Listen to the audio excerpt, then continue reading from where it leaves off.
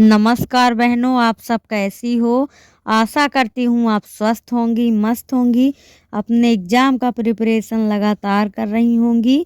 बहनों, आप सबको पता है इस समय अपने मध्य प्रदेश में महिला पर्यवेक्षक का एग्ज़ाम चल रहा है। बहनों, आज हम बहुत सारी बहनों के टाइम नहीं मैनेज हो पा रहे हैं, क्वेश्चन छूट जा रहे हैं, तो आज हम इस पर चर्चा करेंगे। यदि आप मेरे चैनल पे नए हैं तो चैनल को सब्सक्राइब कर लीजिए, बेल आइकन को प्रेस कर लीजिए, जिससे हर आने वाली वीडियो का नोटिफिकेशन सबसे पहले आपके पास पहुंचे। तो बहनों, जिनका एग्ज़ाम हो चुका है उनके लिए बेस्ट ऑफ लक, जिनका होने वाला है उनके लिए भी, क्योंकि वे भी अच्छा मार्क्स लाएं। आप वीडियो पूरा देखिए। हम आज चर्चा करने जा रहे हैं कि आखिर जैसे क्वेश्चन बहुत लेंदी आ गए, कोई लॉजिकल क्वेश्चन आ रहे हैं, टाइम नहीं मैनेज हो पा रहा है, तो कैसे टाइम को मैनेज करें। तो आइए देखते हैं बहन कि जैसे कि आप सबको पता है कि 4 पार्ट में आपके क्वेश्चन आ रहे हैं। Section A B C D 4 part में हैं। तो आपको ये पता है कि 3 घंटे आपको टाइम मिल रहा है। तो 2 पार्ट में जैसे कि 55-55 क्वेश्चन हैं, 2 पार्ट में 45-45 क्वेश्चन हैं, तो आपको 160 मिनट 180 मिनट मिल रहे हैं। इसको भी आप 4 पार्ट में डिवाइड कर लीजिए, क्योंकि वहाँ पे जब आप एग्ज़ाम देने जाती हैं तो एक टाइमर चलता है, तो आपको दिखाता है कि आपका इतना पेपर आपका इतना टाइम हो चुका है, और एक ग्रीन कलर की ऐसे लाइन आती है कि आपका इतना परसेंट आप क्वेश्चन कर चुके हैं, अभी इतने परसेंट आपका बाकी है। तो उसमें आप ध्यान दीजिए, 4 पार्ट में उसको भी डिवाइड कर लीजिए।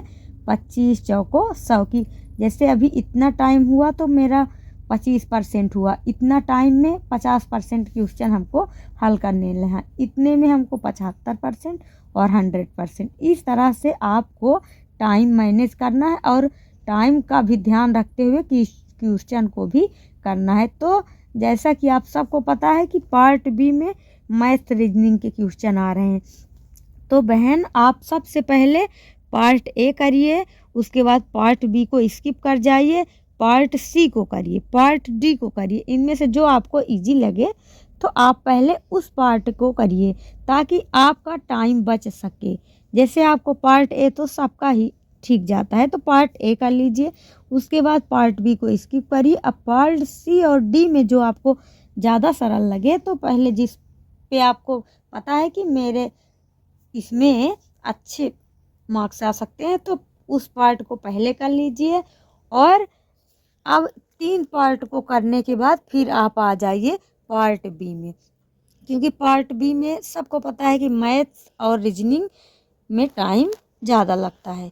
तो रीजनिंग तो नॉर्मल ही आ रही है, लेकिन मैथ्स कुछ टफ भी है, तो मैथ्स आप अच्छे से दोहरा लीजिए, रिवीजन कर लीजिए, ताकि आपके नंबर ना कटें। इस तरह से आपको टाइम पर विशेष ध्यान देना है।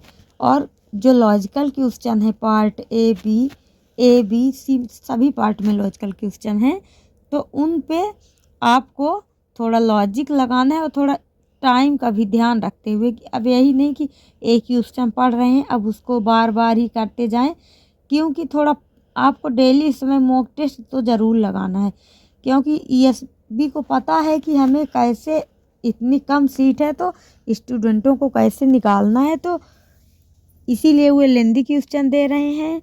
और माउस कंप्यूटर में भी थोड़ा सा प्रॉब्लम्स आती है सभी बहनों को, क्योंकि क्वेश्चन इतनी लेंदी हैं कि थोड़ा इधर उधर पूरे क्वेश्चन नहीं दिख रहे हैं, उनका जो ऑप्शन है नहीं दिख रहा है। तो इस तरह भी बहुत सी बहनें परेशान हो उठती हैं। तो बहन आप परेशान मत होइए, थोड़ा इसका प्रैक्टिस डेली करिए, क्योंकि आप जितनी ही प्रैक्टिस करेंगे, जितना ही मॉक टेस्ट लगाएंगे, आपको उतनी ही एग्ज़ाम देने में आसानी होगी और आपके अच्छे मार्क्स आ सकते हैं बहन। तो आप अभ्यास ज़रूर कीजिए, डेली प्रैक्टिस पर एकदम फोकस कीजिए, थोड़ा रटने की चीज़ों पे कम जाइए, क्योंकि इस समय जो आप लोग पढ़े हो उसके अकॉर्डिंग पेपर नहीं आ रहा है, रहेगा तो सिलेबस से ही, लेकिन इतना घुमा के देगा क्वेश्चन कि आपको समझ में नहीं आएगा। तो जब आप डेली प्रैक्टिस करोगे तो आपसे वे चीज़ें बन पाएगी जो कि एग्ज़ाम में आपको अच्छे मार्क्स दिला सकती हैं। तो आपको भी अच्छे मार्क्स लाना है बहन, ताकि आपका भी सिलेक्शन हो सके। आपको वीडियो देखने के लिए जो बहन आपने इतना टाइम निकाला उसके लिए बहुत बहुत थैंक यू बहन। फिर मिलते हैं नेक्स्ट वीडियो में।